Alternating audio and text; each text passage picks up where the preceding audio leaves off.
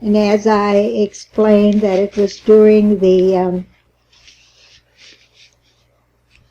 my teaching days and your dad's dance band days and being employed at the Rudolph Hotel, that trouble was starting in Europe. It was the beginning of the Second World War, and we became involved, our United States became involved in the early 40s. So in July 23rd, people were drafted in those days. Your grandpa was drafted and inducted into the United States Army for World War II. He entered the service in August, and I drove from home to Valley City to see him off at the train station.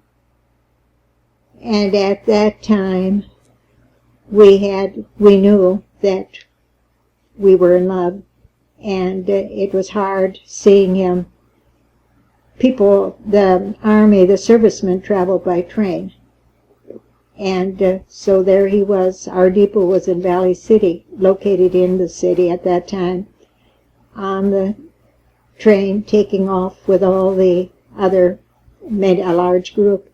They went to Fort Snelling, Minnesota, and then he went to, had his basic training. Now this was the Army. He had been offered an opportunity to try out for the Army band, but he refused it because he thought he wanted to do the regular service for his country. And he had his basic training at Camp Kellen in California. Then he went to Fort Davis in Carolina, and from there to Fort Bliss, Texas. And finally, he was sent to Fort Dixon, New Jersey, and he was shipped out from there. All these places that he was at was less than a year, and he had been writing about his furlough, this time that we were going to be together, knowing that at a time he would be shipped overseas. Then all of a sudden, he didn't come home. I didn't hear from him, and for a long time. Everything was secretive. Everything was censored. But what happened, he was shipped out of New York Harbor, and this was now the spring of '43, and he went into service in the fall. He which I later found out, he was sent to North Africa. And there they spent some time, and I had no letters from him at that time.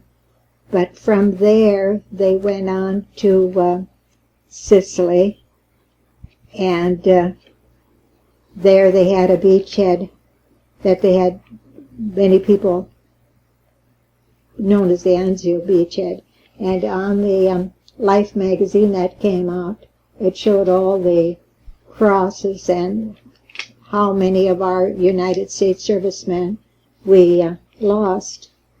And I can still see myself sitting at my desk in the Lucca School, and my students, I had a locket given to me from Clarence, and some of the students were so close to me they'd open the locket and see his picture in it, and when they saw that magazine with all those crosses, they felt so sorry, and I didn't know what had happened. But luckily Clarence landed in Sicily and then went on into Italy and France and Germany, and that was his area in the European theater.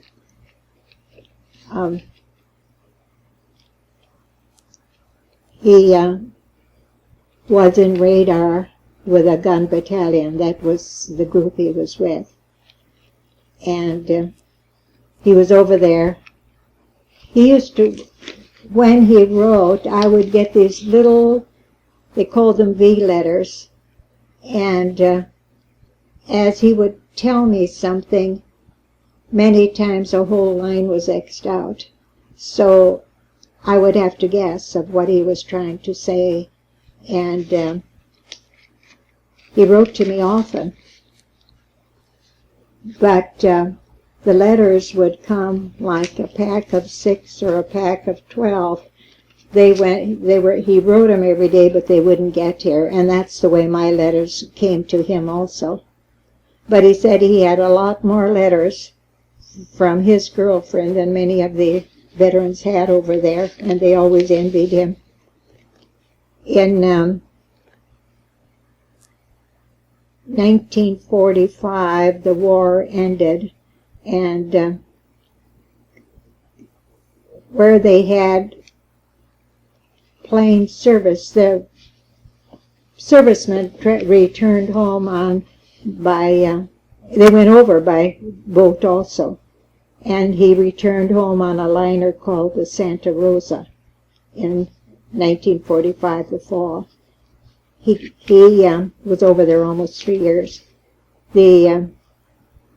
What they call the separation of service was in September 24th, 1945 at Camp McCoy, Wisconsin.